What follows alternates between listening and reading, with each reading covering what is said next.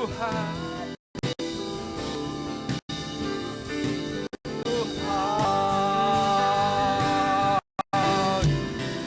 Biar mataku seperti matamu, pancarkan kasih-Mu. Ku mau jadi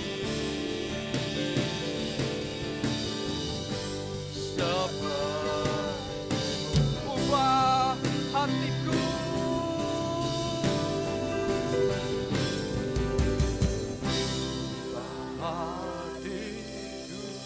benar Tuhan.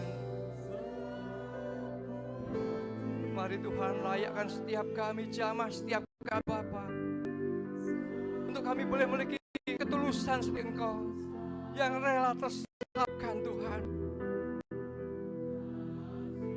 Engkau rela berikan semuanya bagi kami Tuhan.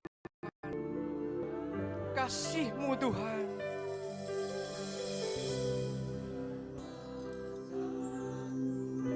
Benar Tuhan.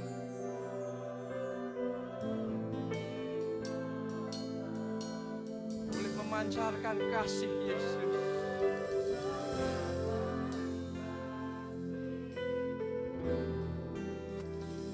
Mau jadi seperti-Mu.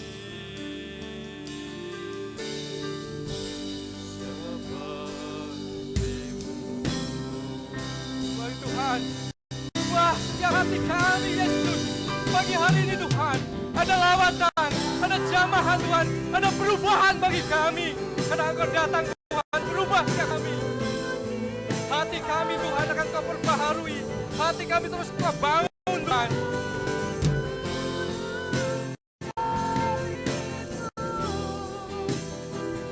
Kasih-Mu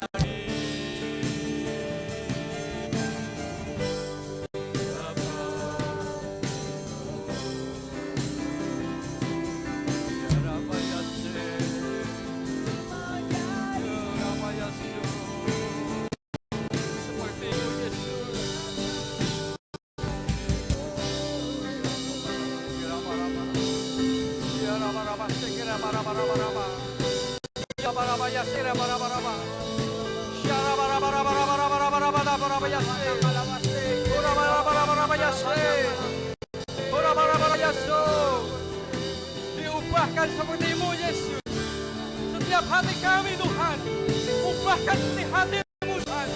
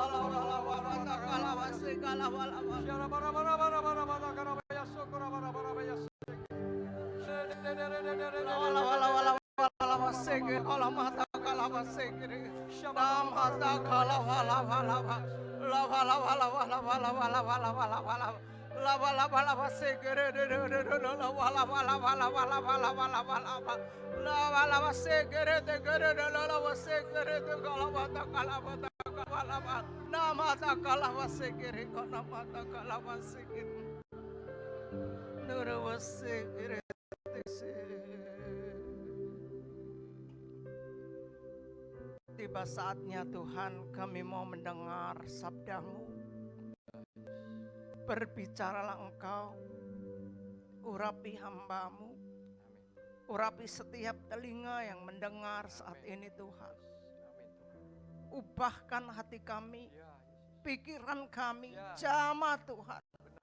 Beri pengertian yang baru, karena kami tahu Engkau mempunyai rencana yang indah. Juga atas pengorbanan-Mu di atas kayu salib. Kami bersyukur, terima kasih Tuhan. Engkau memberkati jam ini. Dan setiap hati, setiap telinga yang ada di tempat ini, biarlah hati yang haus, hati yang baik, yang siap ditaburi firman-Mu, hingga firman itu boleh bertumbuh, berbuah. Terima kasih, terpuji-puji nama-Mu Tuhan. Hanya di dalam nama Tuhan kami Yesus Kristus kami sambut firman-Mu. Haleluya. Amin. Ya, sebelum kita mendengar firman, karena ini adalah hari yang luar biasa, hari Jumat Agung, karya Tuhan yang luar biasa, kita akan diingatkan dulu oleh kisah yang luar biasa yang 2000 tahun yang lalu sudah berkorban buat kita. Kita akan saksikan dulu saudara firman-Nya lewat penayangan film.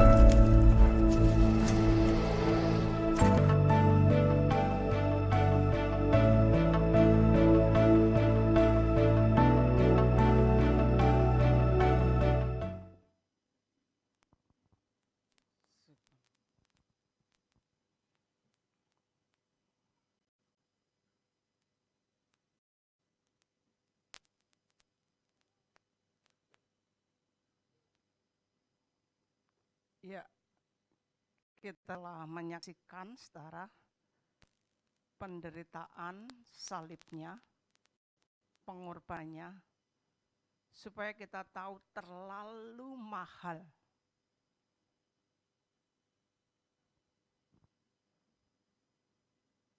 Sebentar.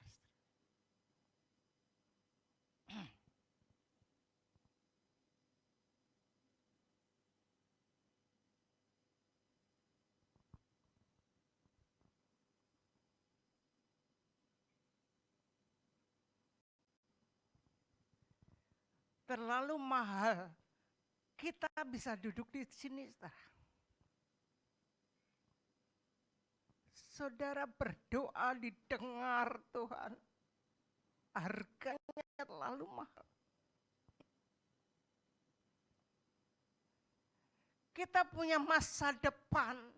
Harganya terlalu mahal, saudara. Jadi saya rindu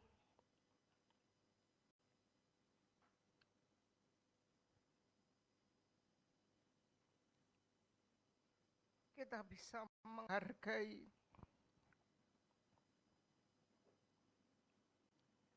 kita bisa memahami penderitaan ini, saudara.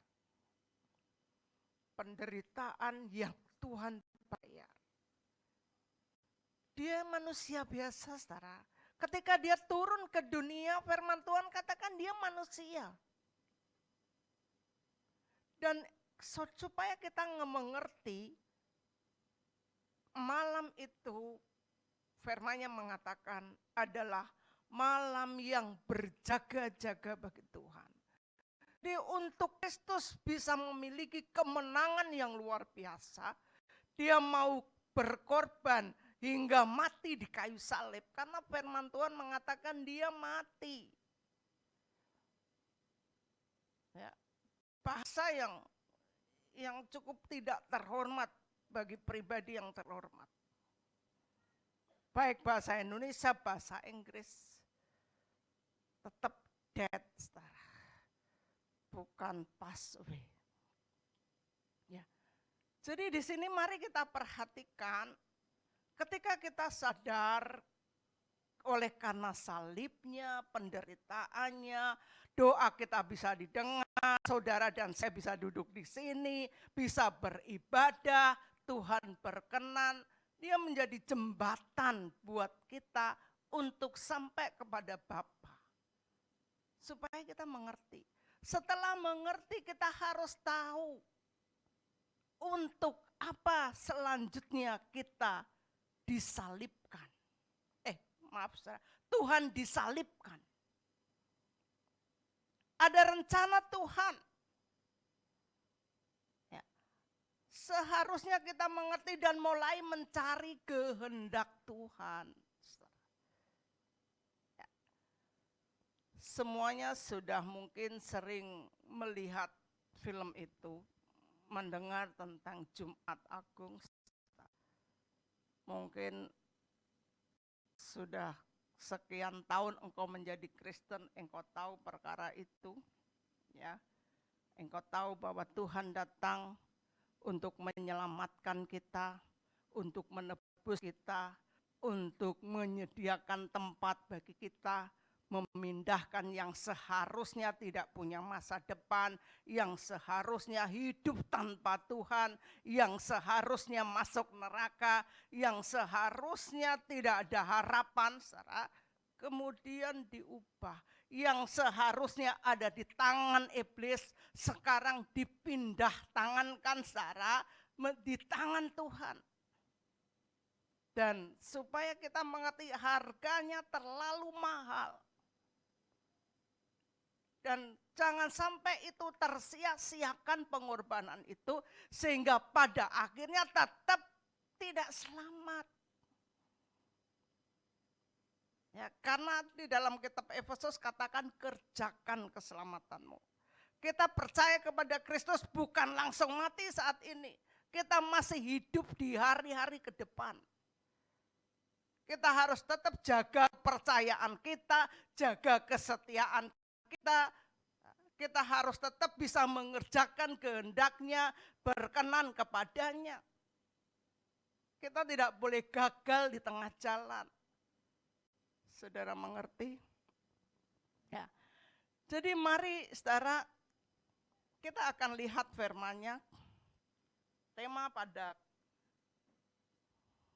hari ini, hari Jumat Agung ini adalah salibnya membawa perubahan.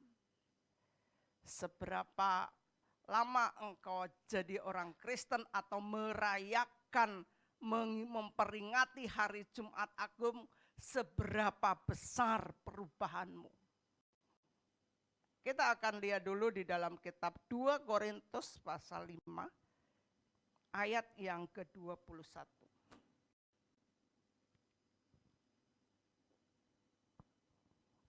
2 Korintus pasal 5 ayat 21, demikian firman Tuhan. Dia yang tidak mengenal dosa telah dibuatnya menjadi dosa karena kita, supaya dalam Dia kita dibenarkan oleh Allah. Iya, saudara. Dia yang tidak mengenal dosa dibuatnya berdosa sehingga menanggung, saudara ya, menanggung hukuman yang seperti tadi, yang atas kayu salib dia katakan, Bapa, mengapa engkau meninggalkan aku? Kenapa ditinggalkan Bapa? Saudara, karena apa? Karena semua dosa umat manusia itu ditimpakan ke dia. Jadi dalam keadaan seperti itu tidak akan ketemu Bapa, saudara. Dia menimpa, di semuanya ditimpakan. Dia menanggung kutuk, dia menanggung sakit penyakit. Dia menanggung dosa, kesalahan, murka. Semuanya ditimpakan sehingga dia menanggung ganjaran yang seharusnya ditimpakan kepada kita, ditimpakan kepada dia. Semuanya ditimpakan. Sehingga dia katakan, mengapa engkau meninggalkan aku? Jadi di sini dikatakan dia yang tidak mengenal dosa telah dibuatnya menjadi dosa karena kita. Ya. Jadi dia menderita itu akibat dosanya siapa? Dosa kita. Dia sudah tanggung, dia sudah bayar. Supaya dalam dia kita dibenarkan oleh Allah. Supaya kita menjadi benar di hadapan Bapa. Supaya kita bisa berkomunikasi dengan Bapa.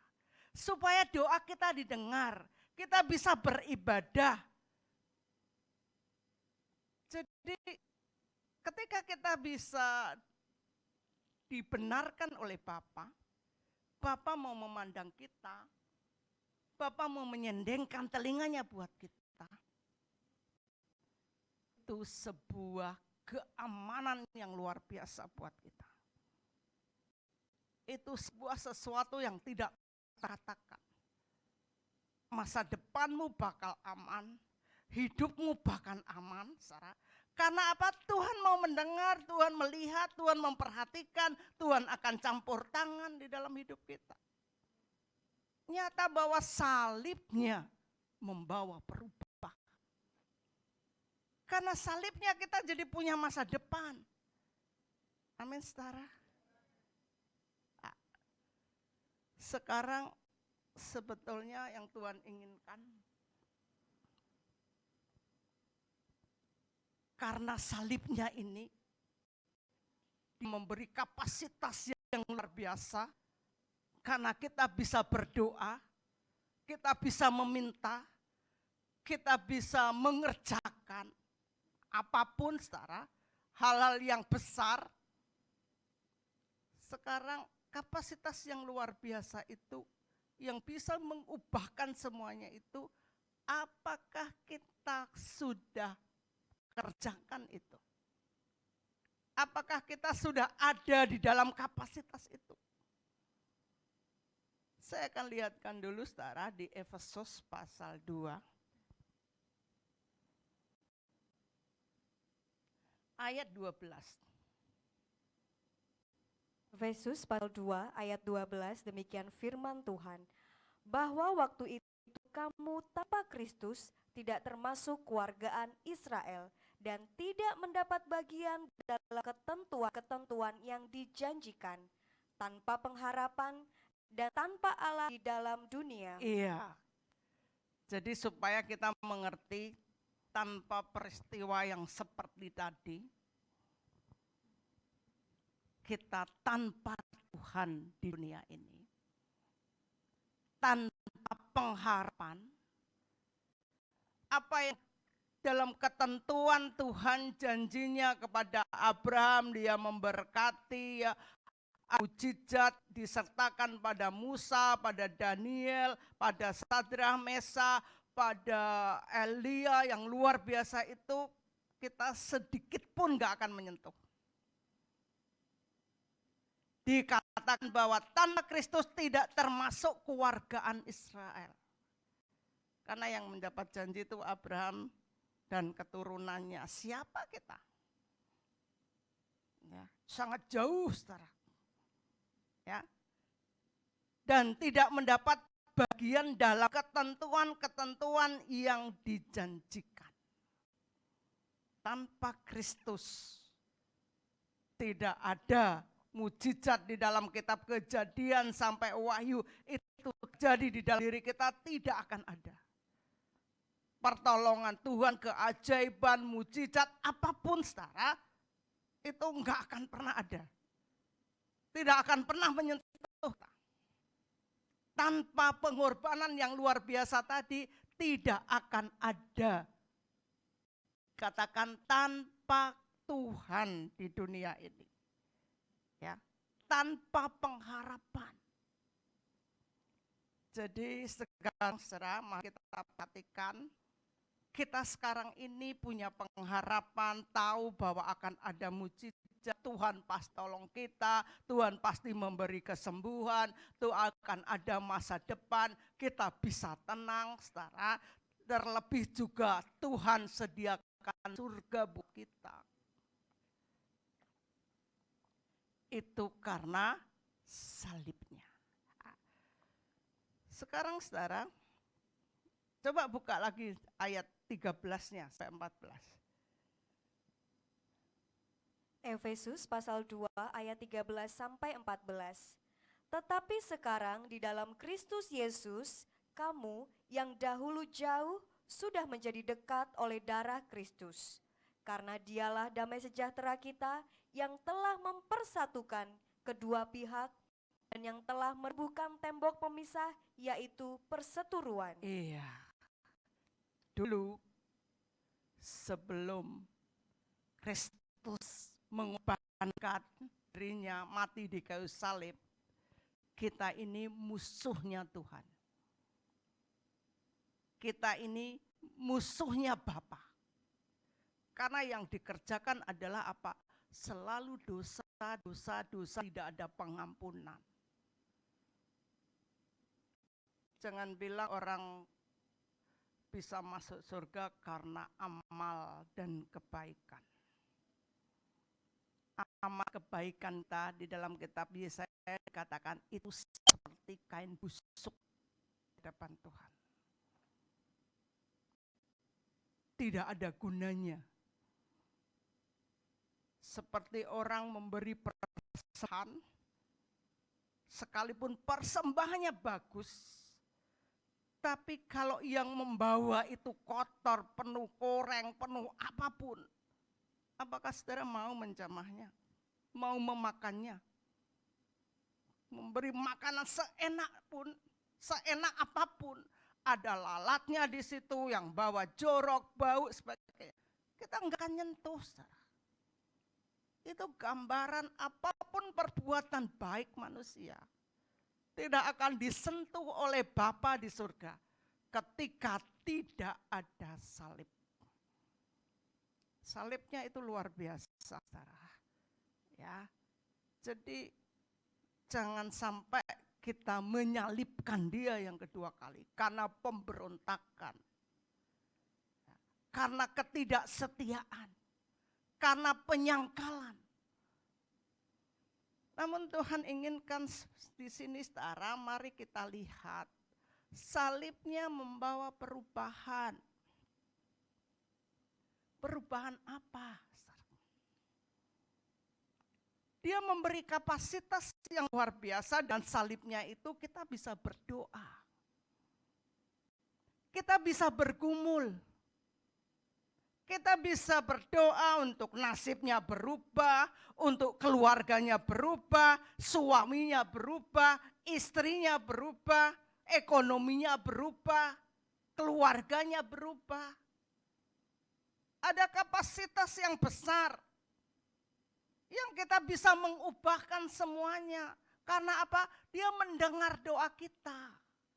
Namun kalau kita tidak terbeban, kita tidak berdoa, kita tidak bergumul, kita tidak meyakini, kita tidak melakukan apa-apa, apanya yang berubah, saudara? Nasibnya akan seperti itu dan itu dan itu. Yang miskin tetap miskin. Ya. Yang bertengkar tetap bertengkar. Apalagi yang takut tetap takut. Yang Yang tidak ada pengharapan tetap tidak ada pengharapan. Jadi saudara, artinya kita menyia-nyiakan kapasitas yang Tuhan beri atas pengorbanan di atas kayu salib. Dan mari saudara lebih lagi. Karena pengorbanan, karena salibnya itu, kita bisa mengerjakan kehendak Dia. Amin saudara. Saya rindu jemaat Petra itu mulai memikirkan kehendak Dia, bukan kehendak kita. Ketika kita memikirkan kehendak Dia, Dia memikirkan kita. Amin. Firman-Nya mengatakan begini di dalam Matius pasal 28 ayat 19 dan 20.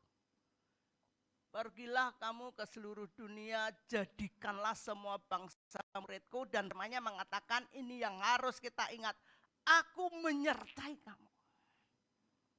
Itu terlalu cukup ketika dia katakan aku menyertai. Karena ketika dia menyertai tidak ada yang kurang.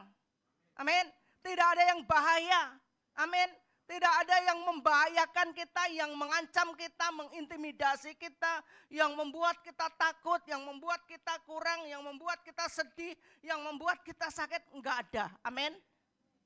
Karena dia katakan, aku menyertaimu. Kenapa begitu? Karena dikatakan itu kehendak Dia. Pergi itu suruhan Dia. Itu amanat agung.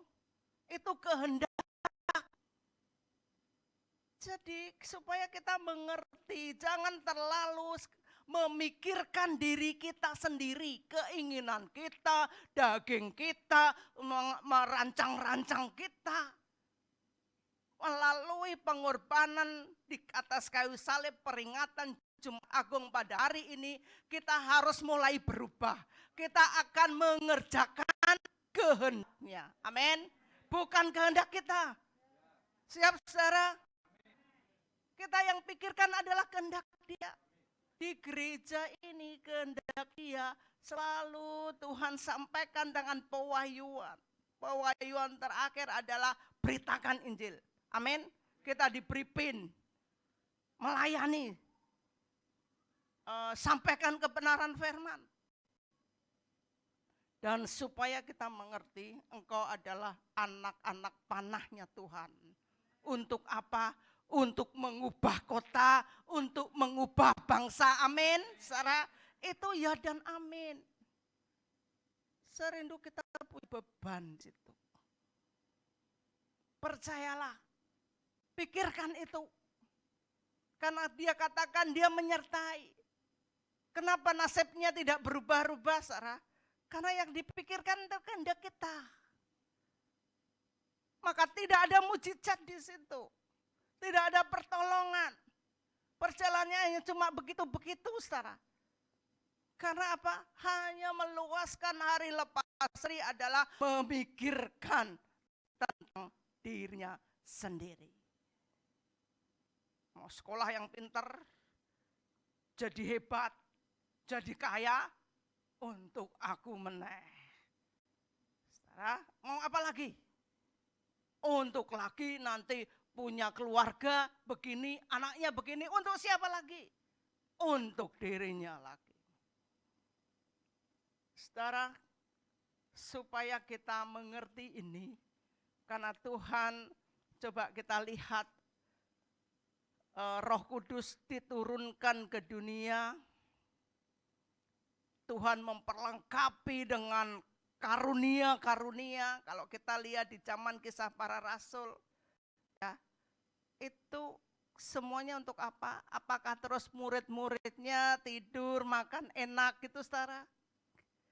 Itu untuk supaya dia mengerjakan kehendaknya. Paul dan diselamatkan untuk apa? Untuk memberitakan firman. Siap saudara mengerti? Musa dipanggil, disertai dengan luar biasa untuk apa? Untuk kehendaknya. Kristus lahir untuk apa? Kristus mati untuk apa? Untuk kehendaknya. Semua yang luar biasa itu disertakan ketika mereka mengerjakan kehendaknya. Sekarang mari kita lihat, engkau ada di sini untuk siapa? Untuk aku biar diberkati, ada rasa aman, doaku didengar, supaya aku baik-baik saja, atau untuk kehendaknya. Jadi mari kita pikirkan saudara, kita ada di sini, keberadaanmu ada di seperti ini, seperti yang ada sekarang ini, untuk apa? Mulai harus kita pikirkan saudara. Ada rencana Tuhan di dalam diri kita. Ada yang harus kita kerjakan. Kalau salibnya ini akan mengubahkan dirimu, benar-benar ada terjadi terobosan, saudara. Benar-benar akan terjadi sesuatu yang dahsyat. Jangan engkau merancang untuk dirimu. Mulai sekarang, siapapun kita akan dipakai Tuhan. Amin. Karena ada rencana Tuhan. Kemarin ketika Pastor Arthur datang ke sini, saudara, ditegaskan lagi. Jadi dikatakan kita ini punya rencana untuk bangsa-bangsa, intinya begitu saudara. Ya. Jemaat harus mendukung visinya yang dari Tuhan ke gembalamu, itu berarti visi kita semuanya. Amin saudara. Visinya adalah kita jadi berkat. Kita dipakai Tuhan untuk mengubahkan kota, mengubahkan bangsa. Jangan pernah berpikir untuk diri kita sendiri, saudara. Siap? Siap, saudara? Ketika engkau rindu untuk diberkati Tuhan, memiliki masa depan yang luar biasa, mari kita mau memikirkan kehendaknya. Mengalir saja, saudara, mengalir. Ketika Tuhan menghampiri ke perempuan yang di pinggir sumur, jauh-jauh saudara ya, siapa perempuan ini toh bisa ketemu Kristus. Saya diingatkan tadi pagi ketika saya mandi saudara, bahwa Tuhan mendatangi sehingga mereka yang punya 5 suami tapi enggak jelas itu saudara. Ketika dia mengenal Kristus, Tuhan mendatangi di situ, kemudian apa yang dia katakan saudara? Kemudian yang ia lakukan adalah perempuan ini mengubahkan kota, saudara. Artinya setiap panggilan Tuhan itu ada rencananya. Amin, saudara. Tuhan hanya tunjukkan itu. Dan Tuhan katakan setiap pribadi yang lepas pribadi yang dipanggil Tuhan, yang dikasihi Tuhan. Bahkan Tuhan terus pelihara dengan firman-Nya, dengan berkat-Nya, dengan perlindungannya. Itu ada rencana kehendak-Nya. Amin. Tuhan tegaskan itu. Jadi ketika engkau ada di sini, engkau mendengar firman, engkau dilimpahi dengan kasih karunia, dan firman yang luar biasa, dengan pemeliharaan, penjagaan, sehingga engkau mengerti mana yang baik dan mana yang tidak baik. Itu ada misi Tuhan. Saudara mengerti? Saudara harus mengerjakan kehendaknya. Ketika kita mengerjakan begitu, maka firman Tuhan katakan, aku menyertai engkau. Amin.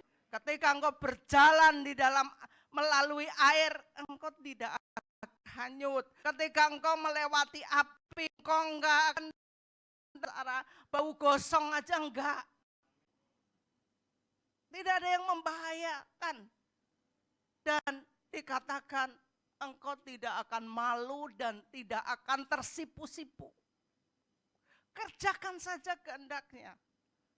Amin saudara. Bahkan dia katakan ketika engkau pergi melayani enggak usah bawa apa-apa. Ya, enggak boleh bawa pundi-pundi, enggak apa-apa. Tuhan akan nyatakan pemeliharaannya. Amin. Tuhan akan nyatakan mujizatnya. Jadi jangan kita terus sekarang ini mengumpulkan harta-harta hanya untuk dirinya sendiri. Pekerjaan Tuhan membutuhkan berkat yang Tuhan salurkan kepadamu. Amin, saudara. Jangan mengharap berkatnya dari jauh sana. Kita dari kita, saudara.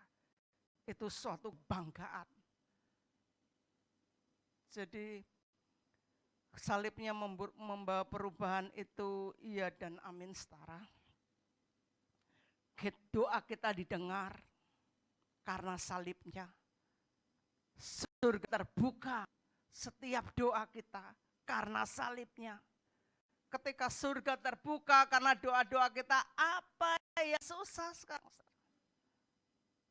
Ketika kita tahu doa kita didengar, terus berdoa, minta luar biasa. Kembali lagi, bukan untuk kita.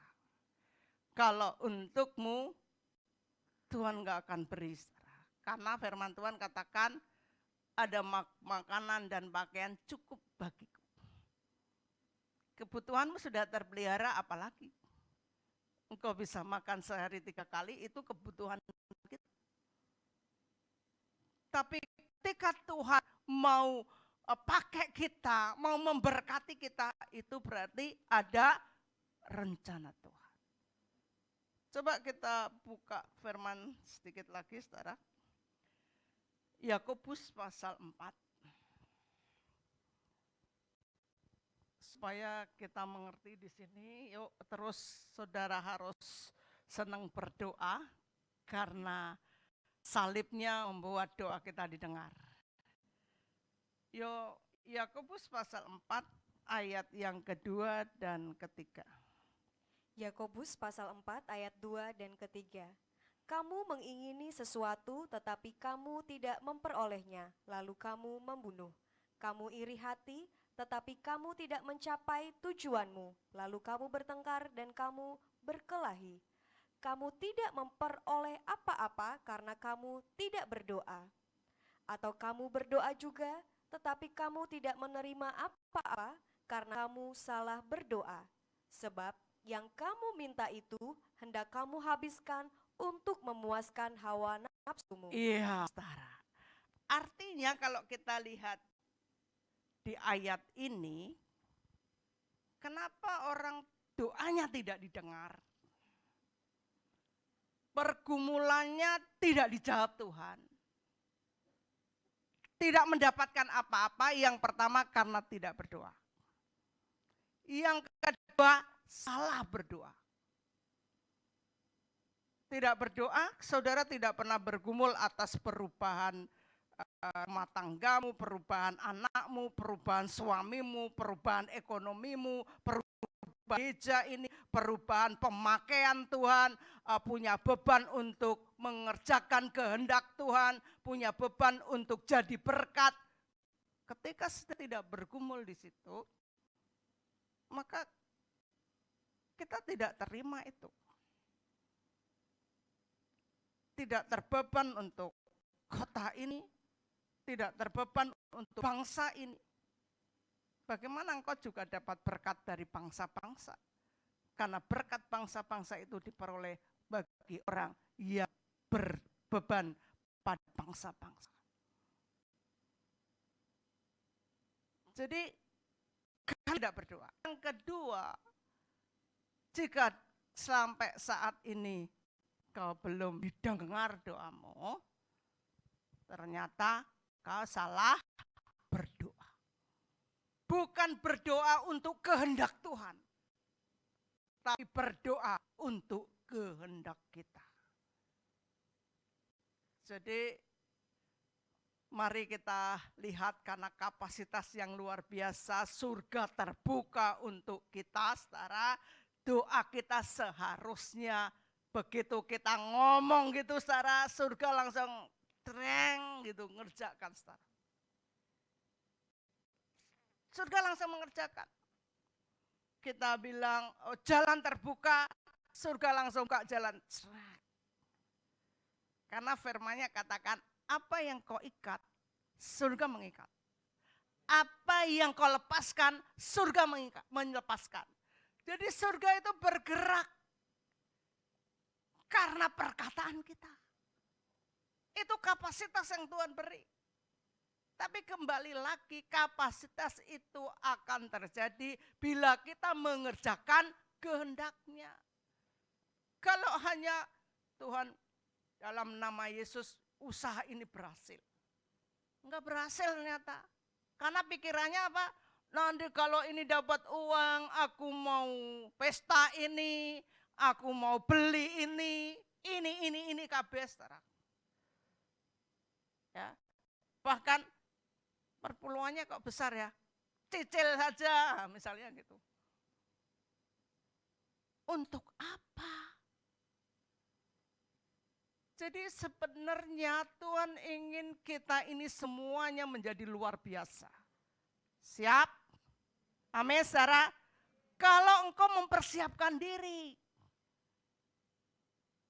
Ketika Tuhan ingin kita menjadi kantongnya Dia, ya. Jadi Tuhan ingin pakai kita dengan menjadi provider, tapi diri kita ini masih mementing kita, nanti eman, kok banyak-banyak ya. Kalau saudara saksiannya Pak Hemanto, saudara, sekarang itu dia punya pabrik loh, saudara, di sana, dekat Mangkang, saudara. Saudara tahu, yang diberikan kepada Tuhan itu bukan 10% loh. Dia benar-benar provider. Dia tuh ambil paling 30%. Begitu limpahnya. Kenapa begitu? Karena dia merasa saya tuh dulu siapa? Dulu kerere, makan saja nggak bisa. Direwangi jual bakpao apa jual apa gitu. Jual mie, ya. Banting tulang, ketika diberkati, sudah selayaknya. Intinya dia makan 10% aja enggak masalah. Juga anaknya cuma 1. Dia begitu limpahnya, begitu ya Tuhan kasih terus. Karena dia mau dipakai untuk pekerjaan Tuhan. Seperti yang pernah saya sampaikan, saya hanya ingin membuat saudara mengerti ya, supaya ketika saudara mengerjakan pekerjaan Tuhan itu penyertaannya itu betul-betul luar biasa.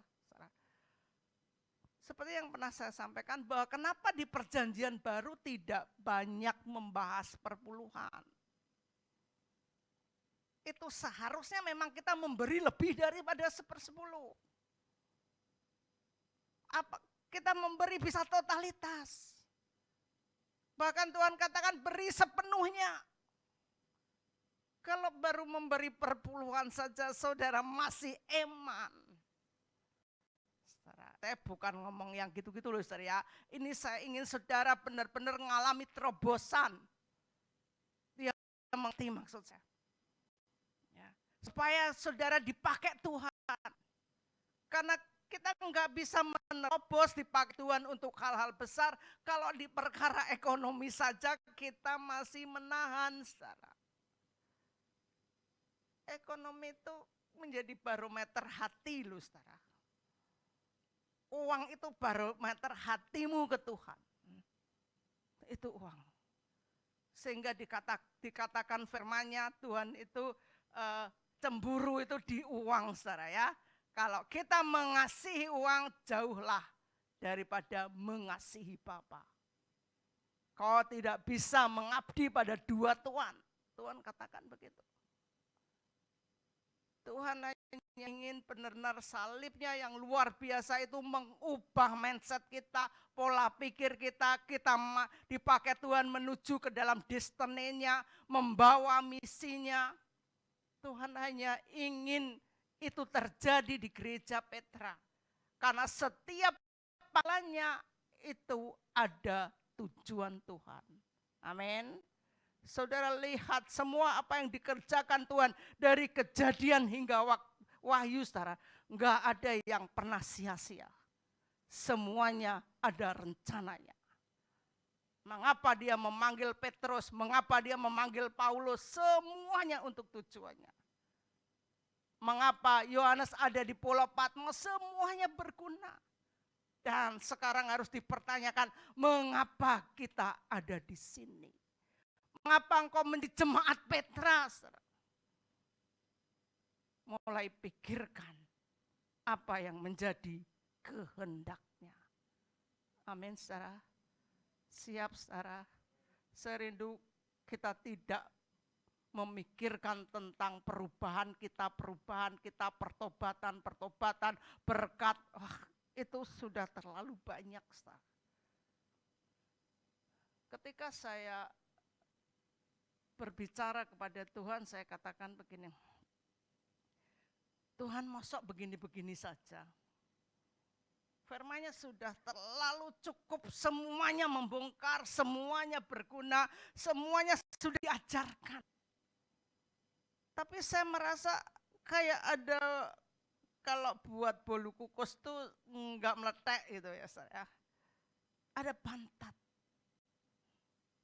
Tuhan katakan, mereka harus diajarkan mengerti kehendakku. Terus dia bicara banyak untuk perkara-perkara di mana kita harus jadi berkat. Yang misi, Tuhan ingatkan misinya kembali lagi untuk menjadi anak panah, untuk mengubahkan bangsa ini. Dan ketika, kalau saudara tahu musim ya, ada musim panas, ada musim dingin, mungkin kalau Indonesia kadang enggak jelas ya. Tapi kalau yang di 4 musim, negara punya 4 musim itu saudara, dia akan jelas. Kalau musim misalnya musim panas ini kau biarkan begitu saja tanpa melakukan apa-apa, itu akan lama lagi saudara, setahun lagi baru ketemu musim panas. Kau akan melewati musim dingin. Ini musimnya kita bergerak, kita jadi berkat bagi bangsa ini. Kita harus ambil bagian di situ. Seperti kata pujian, ku mau ada di sana ketika trompet bunyi, ketika perang dimulai, ketika ada kemenangan, aku ada di sana. Amin, saudara. Itu kebanggaan kita bersama-sama Tuhan. Ketika Tuhan bergerak, kita bergerak. Kalau kita membiarkan musim ini berlalu begitu saja, itu akan kehilangan banyak hal. Sekarang musimnya Tuhan melawat Indonesia, katakan aku ada di situ. Aku ada 1 mobil bersama Tuhan. Kita bukan penggembira, tapi kita membawa misinya Tuhan. Kita mengerjakan. Sehingga ketika nanti Indonesia benar-benar berubah, kita ikut bersukacita, kita ikut mendapatkan berkatnya. Karena apa? Kita ikut perang di situ. Amin, saudara. Kita menjadi pahlawan-pahlawan di hadapan Tuhan. Saya rindu kita mengerti perkara ini, saudara. Kita semuanya sudah dilahirkan menjadi ciptaan baru karena salibnya. Ya, jangan lagi kembali pada pangkuannya iblis, tetapi di tangan Bapa engkau bisa mengerjakan luar biasa. Amin. Di tangan Bapa tidak ada yang mustahil. Siap, saudara? Saya akan bacakan 1 ayat terakhir, saudara. Di dalam 1 Yohanes pasal 5 ayat 4 dan 5. 1 Yohanes pasal 5 ayat 4 dan 5. Iman mengalahkan dunia. Sebab semua yang lahir dari Allah mengalahkan dunia. Dan inilah kemenangan yang mengalahkan dunia, iman kita. Siapakah yang mengalahkan dunia selain daripada dia yang percaya bahwa Yesus adalah anak Allah? Amin. Engkau akan mengalahkan dunia. Amin. Engkau pemenang, bahkan lebih dari pemenang. Siap, saudara? Jadi perangi semuanya. Amin. Tidak ada musuh di depan kita yang sanggup menghadapi kita ketika kita sedang mengerjakan kehendak Tuhan. Jadi terus maju, tidak ada kendala, tidak ada raksasa yang tidak tumbang, amin. Tidak ada tembok yang tidak runtuh, amin. Tidak ada sungai yang tidak terbelah, tidak ada laut yang tidak terbelah ketika kita menuju kepada kehendak-Nya. Firman Tuhan katakan, karena iman kita kepada Kristus, karena salibnya yang membuat kita berkenan di hadapan Tuhan, itu yang membuat kita menjadi pemenang. Dan itu mengubahkan semuanya. Amin. Serindu pengertian ini membuat engkau bergerak. Silakan bergerak, bukan saja mengubahkan dirimu, keluar kotamu dan bangsamu. Amin. Tuhan memberkati. Mari kita akan tundukkan kepala.